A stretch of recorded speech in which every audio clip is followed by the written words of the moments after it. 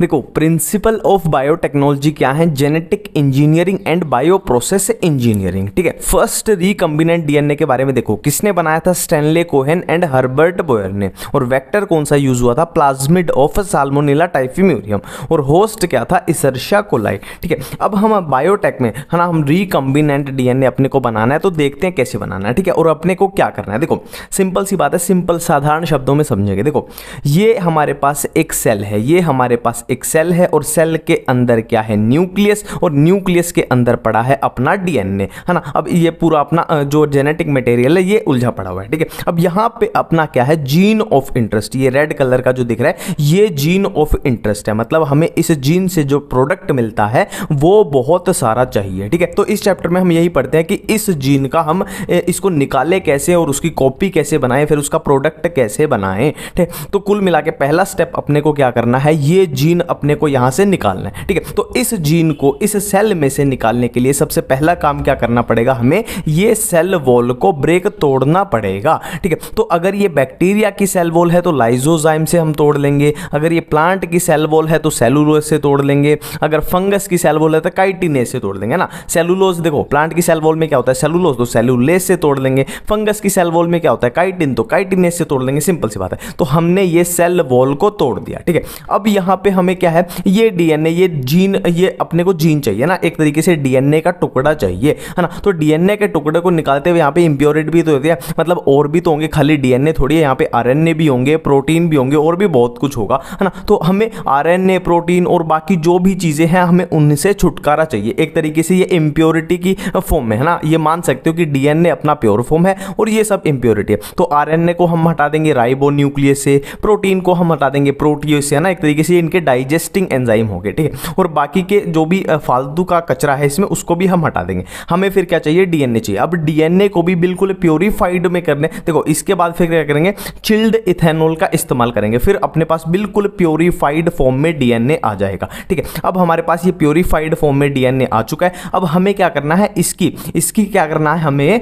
इससे प्रोडक्ट चाहिए ना, जो ये प्रोडक्ट बनाएगा हमें वो चाहिए ज्यादा मात्रा में। ठीक है, अब उसका रास्ता देखते हैं कि ऐसा क्या तरकीब लगाएं कि हमें ज्यादा से ज्यादा उसका प्रोडक्ट बन जाए। ठीक है, अब देखो ये हमने डिजायर्ड डीएनए जो अभी निकाला था, ये रेड कलर वाला जो अभी निकाला, ये हमारे पास ये आ गया। ठीक है, बहुत सारे, एक थोड़ी निकालेंगे, बहुत सारे निकाल लिए। ठीक है, सिंपल सी बात है। अब डिजायर्ड डीएनए में हमने क्या किया, रेस्ट्रिक्शन एंडोन्यूक्लियस का इस्तेमाल कर दिया, रेस्ट्रिक्शन एंडोन्यूक्लियस का इस्तेमाल कर दिया। ठीक है, ये इसमें क्या करेगी, एक स्पेसिफिक जगह पे, है ना, पैलिंड्रोमिक सीक्वेंस होता है, स्पेसिफिक जगह पे ये इसमें कट लगाएगी, है ना। देखो अब ये बहुत सारे डिजायर्ड डीएनए थे, तो जरूरी नहीं है कि सबके ऊपर रेस्ट्रिक्शन एंजाइम काम करे, जरूरी नहीं है सबके ऊपर ही काम करे, कुछ रह भी जाएंगे, है ना। तो रेस्ट्रिक्शन एंजाइम का यूज करने के बाद कुछ पे रेस्ट्रिक्शन एंजाइम ने काम कर दिया, जो एक स्पेसिफिक कट लग जाएंगे, कुछ ऐसे बन जाएंगे ना। ये एक रफ डायग्राम से मैं समझा रहा हूं। ठीक है, और इन पे ये रेस्ट्रिक्शन एंजाइम काम नहीं कर पाया, तो दो तरीके के अपने को प्रोडक्ट मिल गए ना, एक पे रेस्ट्रिक्शन एंजाइम काम नहीं कर पाया, एक पे कर दिया।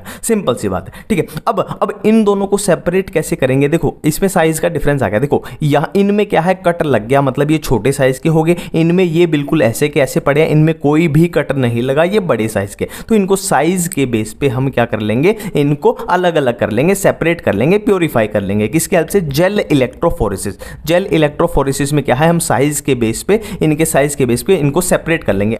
अब देखो ये अपने को ये वाले मिल चुके हैं ना, अपना डिजायर्ड डीएनए जिसपे कट लग गया रेस्ट्रिक्शन एंजाइम से, और जेल इलेक्ट्रोफोरेसिस से हमने सेपरेट कर लिया, ये वाले अब अपने को मिल चुके हैं। ठीक है, अब एक होता है हमारे पास वेक्टर, एक होता है हमारे पास वेक्टर। अब वेक्टर में भी हम सेम रेस्ट्रिक्शन एंडोन्यूक्लियस का इस्तेमाल करेंगे, है ना। वो बिल्कुल उसमें उसी जगह पे कट लगाएगी, एक पैलिंड्रोमिक सीक्वेंस बनेगा। ठीक है, तो उसी जगह पे कट लगाए तो वेक्टर कुछ ऐसा बन जाएगा, वेक्टर कुछ ऐसा बन जाएगा, मतलब इसके कॉम्प्लीमेंट्री ये बन जाएगा, इसके कॉम्प्लीमेंट्री ये, इसके कॉम्प्लीमेंट्री ये, और ये दोनों आपस में चिपक जाएंगे। किसकी हेल्प से, लाइगेज एक तरीके से फेविकोल होता है ना। तो ये कुछ ऐसे बन जाएंगे। ये अपना क्या था, डिजायर्ड डीएनए, और ये अपना है वेक्टर है। ठीक है, तो इसी को हम क्या बोल देते हैं, रिकम्बिनेंट डीएनए बोलते हैं। रिकम्बिनेंट मतलब दो चीजों के यहां पे डीएनए जुड़े हुए हैं, है ना। अब आपको क्वेश्चन पूछना चाहिए कि हमने वेक्टर का इस्तेमाल क्यों किया, क्योंकि इसको डिजायर्ड डीएनए को हमने किस में डालना है, एक होस्ट सेल के अंदर डालना है, ताकि इसकी मल्टीपल कॉपीज बन सके, हमें बहुत सारा प्रोडक्ट बन सके, है ना। तो हम डायरेक्ट इसको डाल के कुछ भी नहीं कर पाएंगे, इसको हम डायरेक्ट अगर उसमें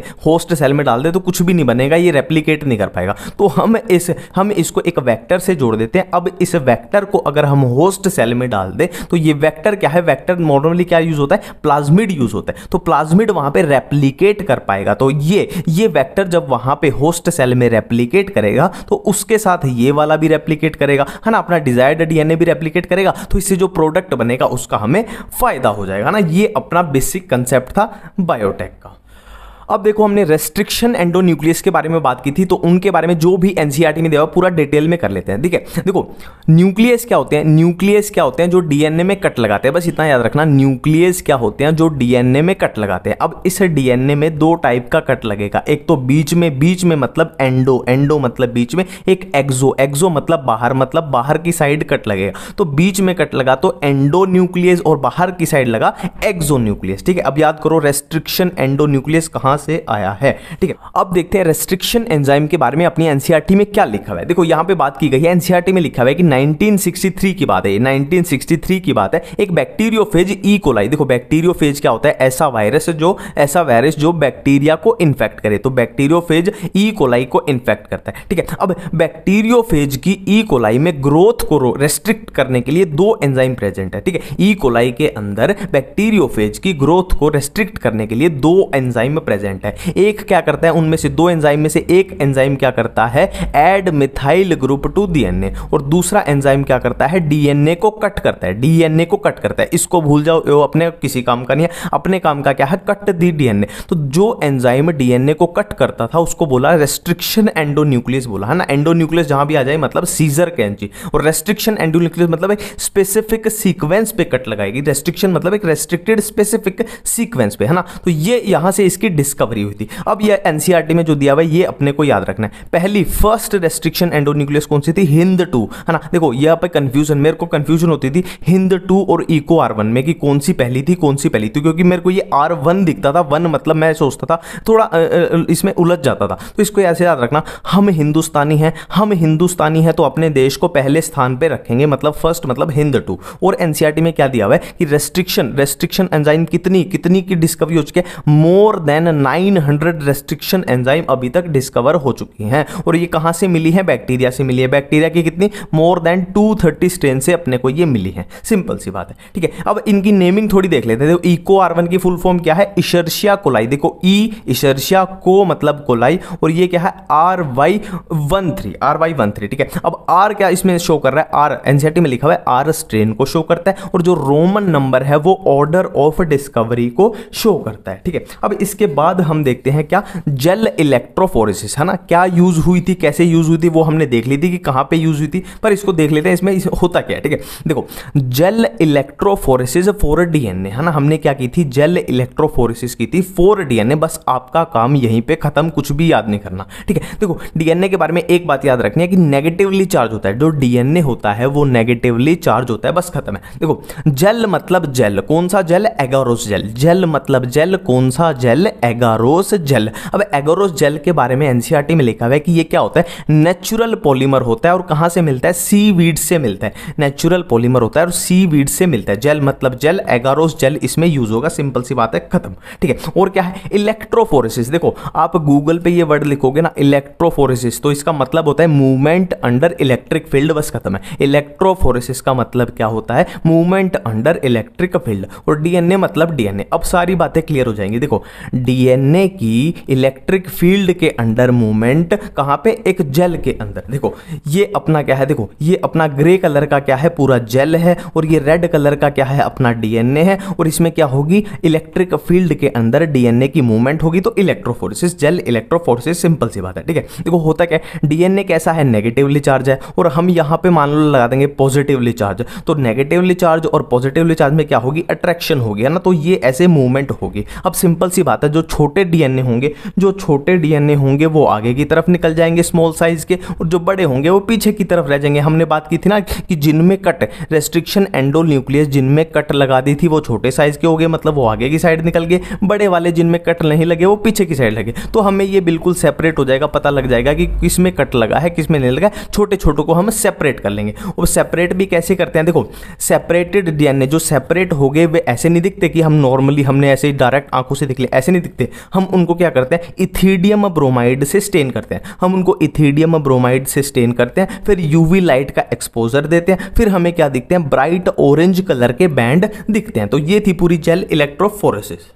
अब देखो हमें बिल्कुल क्लियर हो चुका है कि रिकम्बिनेशन क्या होती है, ट्रांसफॉर्मेशन क्या होती है। ठीक है, अब ट्रांसफॉर्मेशन में क्या था, हमें वेक्टर के साथ क्या अपना डिजायर्ड डीएनए जुड़ा हुआ है, तो इसको हमें कहाँ डालना है, होस्ट सेल में डालना है। तो इसके लिए क्या क्या यूज होता है, एनसीईआरटी में लिखा हुआ है। डाइवेलेंट कटायन यूज होता है जैसे कि कैल्शियम, हीट शॉक मेथड जिसमें क्या करेंगे, एक बार बर्फ पे डाल देंगे, एक बार 42 डिग्री सेल्सियस यानी गर्मी, एक बार ठंड एक बार गर्मी। ठीक है, और क्या है, माइक्रो इंजेक्शन का यूज करेंगे। अब और बायोलिस्टिक या जीन गन। अब यहाँ पे कंफ्यूजन क्या होती है, देखो माइक्रो इंजेक्शन कहाँ यूज होता है, एनिमल सेल में, और बायोलिस्टिक जीन गन कहां पे यूज होती है, प्लांट सेल में यूज होती है। यहां पे कंफ्यूज हो जाओगे। अब इसको ऐसे याद रखना, देखो हम हॉस्पिटल जाते हैं तो हम इंजेक्शन लगवाते हैं, हम गन थोड़ी लगवाते हैं, हम इंजेक्शन लगवाते हैं। तो एनिमल्स को क्या लगते हैं, इंजेक्शन, और प्लांट का ऑटोमेटिकली हो जाएगा जीन गन मेथड। ठीक है, जीन गन मेथड में क्या होता है, हम ये कोट करते हैं एक गोल्ड टंगस्टन के ऊपर क्या है, डीएनए का कोट करते हैं, और डीएनए को फिर क्या करते हैं, उसके होस्ट सेल के अंदर घुसा देते हैं। ठीक है, ये सिंपल सी बात है।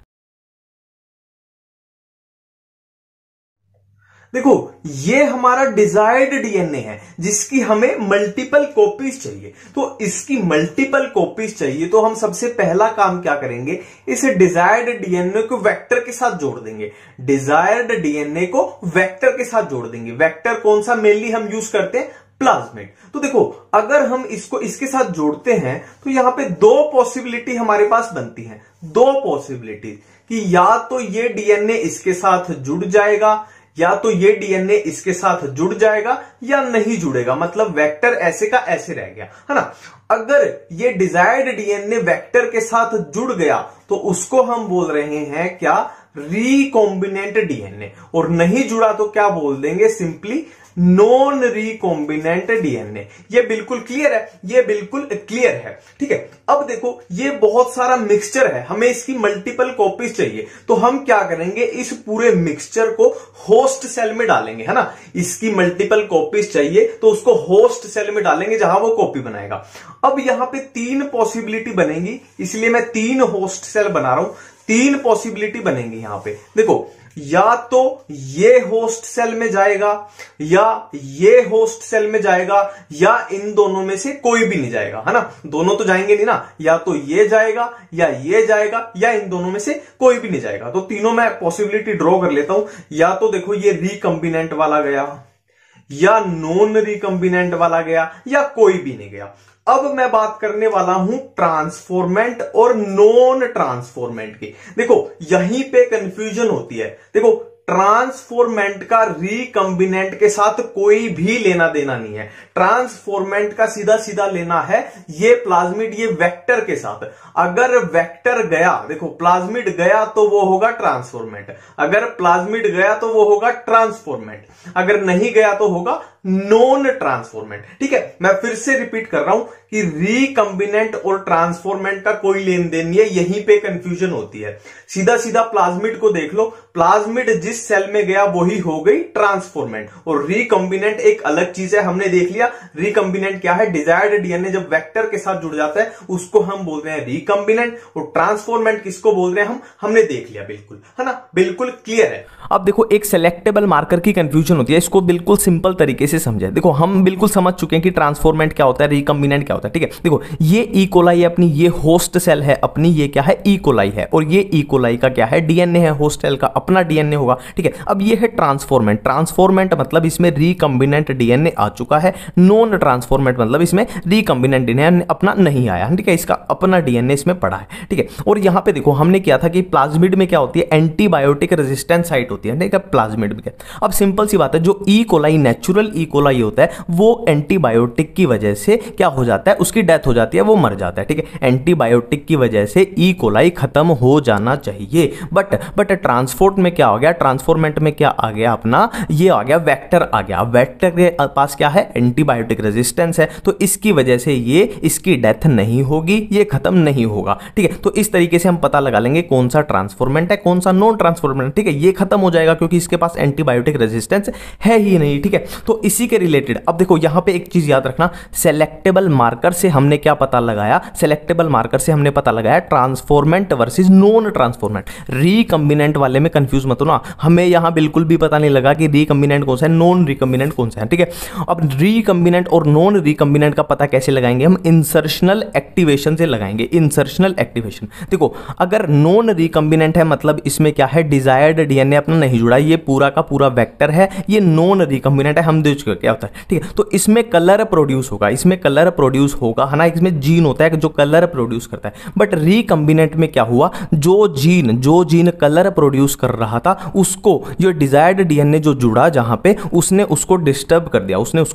दिया, तो इसमें कलर प्रोड्यूस नहीं होगा, रिकंबिनेंट में कलर नहीं आएगा। ठीक है, अब बात है इसको याद कैसे करें, तो देखो हम पहले याद करेंगे जो इस सर्कल के अंदर लिखा हुआ है, क्या क्या लिखा हुआ है, एम्प्लिसिन रेजिस्टेंस, ओराई, रोप और टेट्रासाइक्लिन रेजिस्टेंस, और फिर बाद में याद करेंगे जो सर्कल के बाहर लिखा हुआ है। ठीक है, देखो मैं कोई भी ट्रिक बताता हूं तो उसको 2-3 बार उसी टाइम पे रिवाइज किया करो, क्योंकि क्या होता है हम कोई भी ट्रिक देखते हैं तो नेचुरल सी बात है कि वो पहली बार में हमें थोड़ा अजीब सी लगेगी, तो उसी टाइम पे उसको 2-3 बार रिवाइज कर दिया करो ताकि वो उसी टाइम पे याद हो जाए। ठीक है, तो स्टार्ट करते हैं। देखो सर्कल के अंदर की बात हो या बाहर की बात हो, हम दोनों ट्रिक अपनी यहां से शुरू करेंगे, यहां से शुरू करेंगे और ऐसे जाएंगे। सिंपल है, यहां से शुरू करेंगे और ऐसे घूम जाएंगे। ठीक है, तो सबसे पहले सर्कल के अंदर की बात करते हैं। तो इसकी सिंपल सी ट्रिक है, आपने ब्लड वाले चैप्टर में, हार्ट वाले चैप्टर में देखा होगा, वहां पे अयोर्टा होता है। अयोर्टा अब नेट पे जाके देख लो क्या होता है, अपनी बुक में एनसीईआरटी में भी लिखा हुआ है अयोर्टा। अब देखो मैंने क्या बोला था, यहां से शुरू करेंगे और ऐसे घूम जाएंगे। अब ए से एम्प्लिसिन रेजिस्टेंस वाला हो गया, ओ से ओराई होगा, आर से रोप हो गया और टी से क्या हो गया, टेट्रासाइक्लिन रेजिस्टेंस। ठीक है, अब देखो ये ए हम पहले यूज कर चुके हैं तो ए का कोई यहां पे मतलब नहीं है क्योंकि ए हमने ऑलरेडी यूज किया है। ठीक है, एम्प्लिसिन रेजिस्टेंस, फिर ओराई, फिर ये रोप, फिर टेट्रासाइक्लिन रेजिस्टेंस, तो हमने ऐसे इसको पूरा फ्लो में याद कर लिया। ये अपनी सर्कल के अंदर की ट्रिक कंप्लीट सिंपल है। अब देखो सर्कल के बाहर वाली चीजों को कैसे याद करें, देखो बहुत सिंपल ट्रिक है।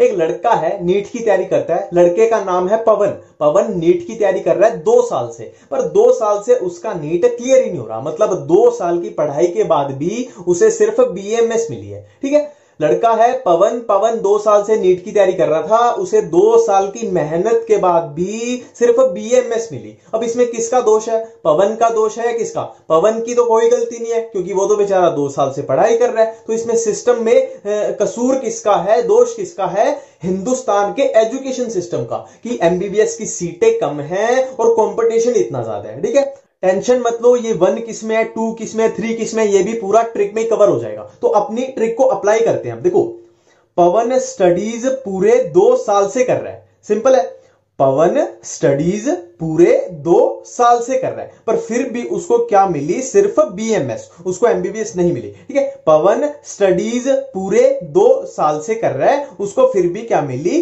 बीएमएस। अब इसमें दोष किसका है, कसूर किसका है, हिंदुस्तान का एजुकेशन सिस्टम। ठीक है, पवन स्टडीज पूरे 2 साल से कर रहा है, फिर भी उसको मिली बीएमएस, इसमें कसूर किसका है, हिंदुस्तान के एजुकेशन सिस्टम का। अब देखो ये PV2 है इधर, तो PV से पहला होना चाहिए, ये 1 होना चाहिए, कॉमन सेंस है, PV2 इधर है तो 1 इधर होना चाहिए। अब ST में इससे हमें याद आ जाएगा ये PST। ठीक है, अब देखो हिंदुस्तान बहुत बड़ा देश है, हिंदुस्तान बहुत बड़ा देश है, तो इस पे 1 लगाने से काम नहीं चलेगा, हमें इस पे मैक्सिमम करना पड़ेगा। मैक्सिमम कितना, 3। हिंदुस्तान बहुत बड़ा देश है इसलिए इसको हमने मैक्सिमम नंबर देना पड़ेगा 3, और बाकी सब में क्या कर दो, 1 कर दो। अब देखो PVU2 है अपना ट्रिक में कवर हो गया, हिंद 3 है अपना ट्रिक में कवर हो गया, बाकी सारे क्या है ऑटोमेटिकली सारे 1 कर दो। अब देखो पीसीआर का क्या यूज होता है, देखो यहां पे हमने ये रिकॉम्बिनेंट डीएनए अपने बनाया था जहां पे डिजायर्ड डीएनए और वेक्टर अपना जुड़ चुका था, ठीक है। अब या तो हमारे पास एक ये ऑप्शन है कि हम बार बार इनको बनाते रहे, बार बार इनको बनाते रहे, बहुत मेहनत लगेगी, तो दूसरा बेटर ऑप्शन क्या है, जो ये अपने पास बन के तैयार है इसी की हम मल्टीपल कॉपीज बना लेते हैं, इसी की हम मल्टीपल कॉपीज बना लेते हैं, तो यूज कर लेंगे, ठीक है। तो मल्टीपल कॉपीज कहां बनेंगी, पीसीआर में बनेगी, वो देख लेते हैं कैसे बनेगी। तो पीसीआर को मैं डायरेक्ट एनसीईआरटी में से करवा देता हूं। देखो हमारे पास ये है डबल स्टैंडर्ड डीएनए, तो इसको अगर हम हीट करेंगे तो ये हो जाएगा डीनेचर, मतलब डबल स्ट्रैंड थी तो हीट करने के बाद डीनेचर हुआ तो हमारे पास 2 सिंगल स्ट्रैंड बन गई, तो इस स्टेप को हम बोलेंगे डीनेचुरेशन। अब नेक्स्ट क्या हुआ, 2 सिंगल स्ट्रैंड ये हमारे पास थी तो दोनों स्ट्रैंड्स पे एक एक प्राइमर लग जाएगा। प्राइमर मतलब प्राइम, ये तो नाम से ही पता लग रहा है, प्राइमर मतलब कुछ इनिशिएट करेगा ये, तो प्राइमर लग जाएगा, इस स्टेप को हम बोलेंगे एनीलिंग। अब क्या होगा, ये प्राइमर लगने के बाद ये प्राइमर जो एक्सटेंड करेगा, ये प्राइमर ऐसे एक्सटेंड कर जाएगा और ये प्राइमर ऐसे एक्सटेंड कर जाएगा, तो इस स्टेप को हम बोलेंगे एक्सटेंशन। मतलब ये सिंगल स्ट्रैंड और एक्सटेंशन के बाद ये दोनों बन जाएंगी डबल स्ट्रैंड, मतलब हमने एक डबल स्ट्रैंड डीएनए से 2 डबल स्ट्रैंड बना दिए। अब इसी साइकिल को हम बार बार रिपीट करके बहुत सारे डीएनए बना सकते हैं। तो सिंपली पीसीआर का यूज ही इसलिए होता है ताकि हम मल्टीपल कॉपीज बना सकें, ठीक है। देखो बायो रिएक्टर्स हमारे पास एनसीईआरटी में 2 टाइप के दिए हुए हैं, एक है सिंपल, एक है स्पास्ड। अब देखो वैसे तो नॉर्मली इन दोनों में कोई डिफरेंस नहीं होता, लगभग दोनों सेम ही होते हैं, पर एक डिफरेंस है बबल्स का, कि जो सिंपल है इसमें बबल्स अब्सेंट होते हैं और स्पास्ड में बबल्स प्रेजेंट होते हैं। अब इसको याद कैसे रखें, देखो इसमें बबल अब्सेंट है तभी तो ये सिंपल है, और इसमें बबल आगे तभी ये थोड़ा स्पेशल हो गया, ये सिंपल ये थोड़ा स्पेशल हो गया, ठीक है। अब नेक्स्ट देखो एनसीईआरटी की लाइन है कि डाउन स्ट्रीम प्रोसेस क्या होती है, सेपरेशन प्लस प्योरिफिकेशन। अब इसको कैसे याद रखें, देखो आपने पीरियोडिक टेबल में देखा होगा, एक होता है डी ब्लॉक, एक होता है एस ब्लॉक, एक होता है पी ब्लॉक। तो डी ब्लॉक को कर देना है S block plus P block, ठीक है। डी ब्लॉक को कर देना है S block plus P block. तो डी ब्लॉक से हमें याद आएगा डाउन स्ट्रीम प्रोसेस, वो थी एस प्लस पी, एस से सेपरेशन और पी से प्योरिफिकेशन।